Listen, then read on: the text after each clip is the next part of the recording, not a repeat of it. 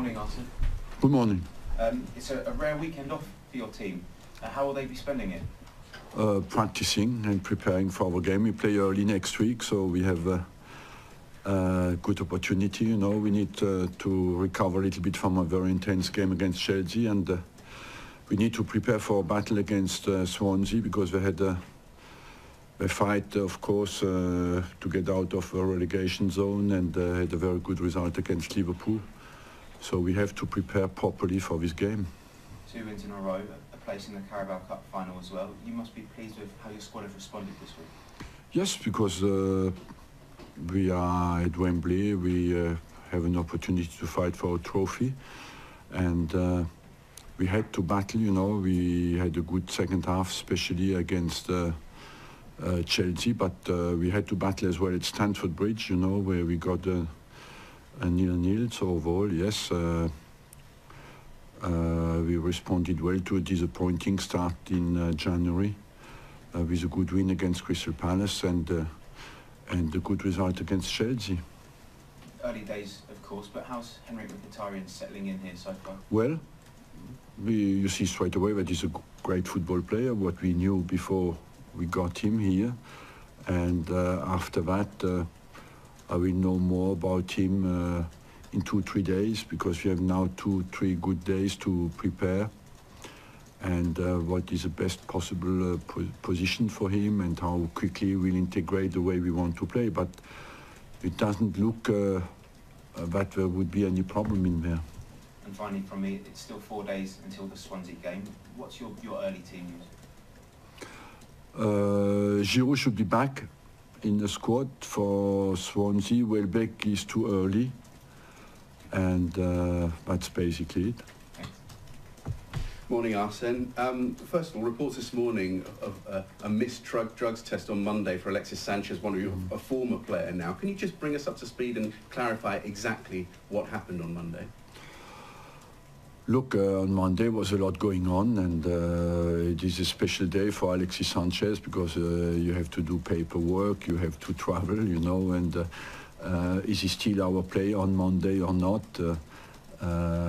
You don't know, negotiations going on, so I think it's a special event for him to miss a drug test, because he was certainly busy somewhere else with his agent, and overall he has been tested so many times here that it is no worry for me that he has any doping problem.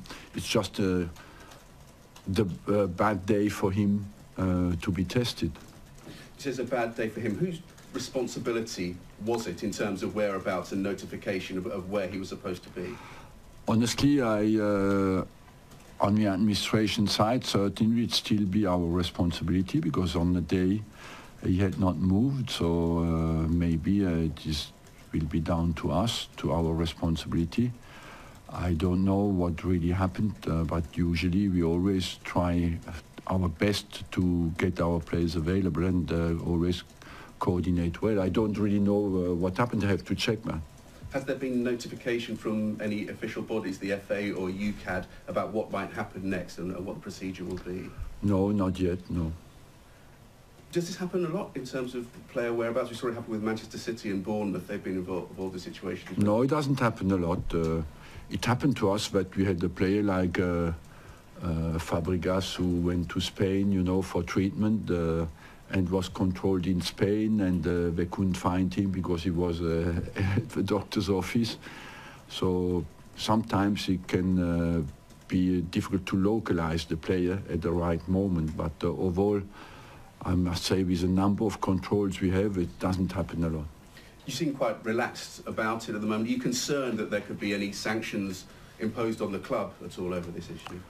No, I'm quite relaxed, because we have nothing to hide here, and if we always try our best to cooperate with doping control. I pushed always for football to do more against doping, so I don't see why we should not cooperate. We try our best, but this was a special day. And you're confident this will blow over, this will be smoothed over? And I hope yes, because I can see. The most important is that the intention is right. You know, we intention of Alexis was certainly not to hide, nor was our intention to hide anything. We have nothing to hide. Transfer window still open, but only a few more days to go. Thank you. What's the situation with Aubameyang? Because the last bid was rejected. Are you expecting to go back in for him again before the window closes?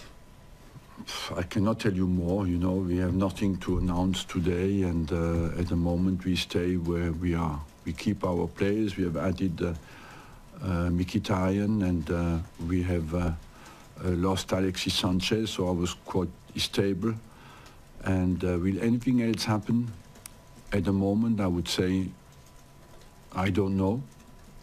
It's still possible, but we are far from being close. Does interest remain in Aubameyang? I don't give you any special name, but will we still recruit somebody? It's possible. We try, but at the moment we are not close to sign anybody. Was Olivier Giroud ever proposed as part of a deal to bring Aubameyang to No. Arsenal? So that's definitely off the table. Reports this morning that Chelsea have turned their interest to Olivier now. First of all, has there been any approach? And if so, or if there was to be an approach, would you resist letting Olivier go to... I want Olivier to stay. I just told you, if nobody comes in, nobody goes out at the moment. Maybe one or two young players out on loan somewhere, but the experienced side of the squad will remain the same unless somebody comes in. Are you looking forward to the end of this window? I'm looking forward to every end of a transfer window. Is it hard work? It's not hard work, it's disturbing, as you know, it's work. We are here to work, that's our job, and we want to do well our job, and we do not complain about the work. It's just that you want your energy in the team, in the dressing room, be focused on the next game, and as long as the transfer window is open, it's not always the case. So it's more a difficulty on the mental front than on the working front. You said Mkhitaryan has settled in well. Can we expect to see him making his debut against Swansea? I haven't decided that yet. We'll certainly decide that on one day, but he's available, so like everybody else, yes. Jose Mourinho yesterday said that this was a deal that benefited everyone. United got a fantastic player, Arsenal got a fantastic player, but he made a distinction between a fantastic club and a giant club. What do you think he meant by that? I don't know. You should ask him. Do you see Manchester United as a giant? Can you be fantastic without being giant? Yes. Can you be giant without being fantastic? Yes. I don't know. You should ask him what he means by that. I think there are two great clubs and two players. Maybe the two clubs have made a good deal. Yes. Could you just clarify something that I don't know if it's been twisted? Before the Chelsea game, you said something about clubs that are getting a lot of praise who haven't actually won anything in a long time. And the way some people interpreted, the way it was put to Maurizio Pochettino was that you were having a dig at Spurs. Could you just clarify exactly what you meant with your initial comment? I just complained that we are always in a hot spot, you know. I didn't speak about anybody. Somebody came. That's why I'm not happy with that, because I didn't speak about Tottenham at all. And I didn't even think about them. I just was a general example, and I didn't speak about anybody.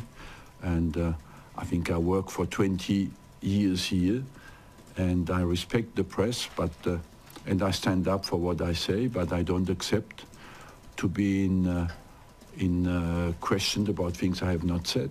Because Maurizio, it was put to him as if you'd said, and he said, "Oh, I respect Arsene, but he's made a mistake." But do you think he's been misled? Maurizio's been misled? Yes, of course he has been misled, and he said I have to focus on Arsene, and he's right, and that's what I do.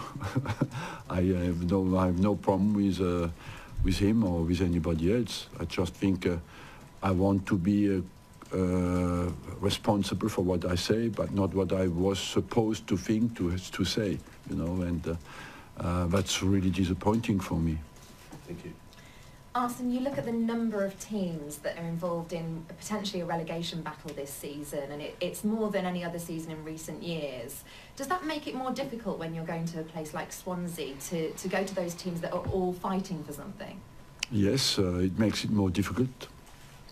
And I agree completely with you. And when you anticipate a little bit the league, you could think as well you have to make your ground up before April, because in April you will have a few teams.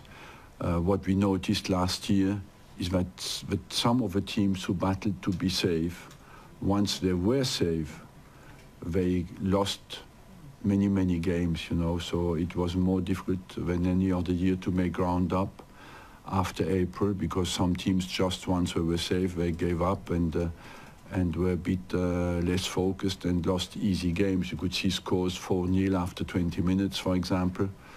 And so that's why this period is vital for us. So this period, when you look at a fixture list, if you have got teams that are involved in that mix, it's actually tougher. It's tougher because when you look at the results, for what has changed compared to 10 years ago is that the teams are ready to fight for 90 minutes, they are ready to be organized for 90 minutes, and there's no weak moment in their organization. And you see more and more teams who have 30% possession who win the game. It was the case again with Swansea against Liverpool. And we see that more and more.